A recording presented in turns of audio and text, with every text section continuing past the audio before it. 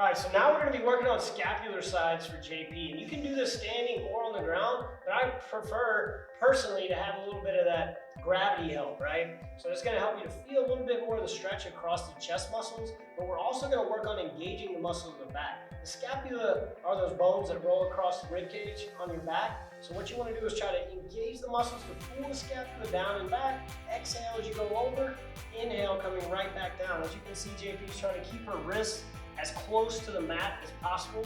As she exhales when she comes overhead, inhales whenever she brings them back down.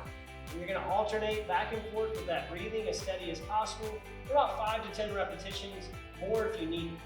Again, we're trying to not only stretch, but we're also trying to engage and mobilize all those muscles that we're gonna use when we get to the strength portion of our program. All right, JP, after this one, we'll go ahead and get standing up.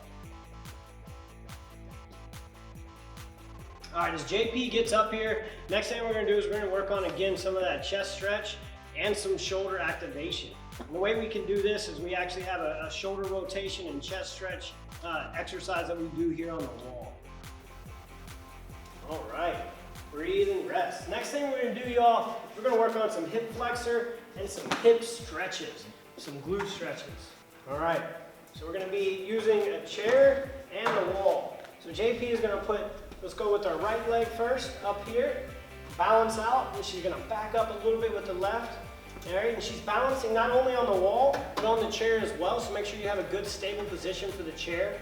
And she's gonna be coming into this front leg, right, helping the wall to stabilize, and she's stretching that back hip flexor. Yep, so she's got a little bit of engagement on this back leg and that back glute while she's stretching also this front right hip and her hip flexors.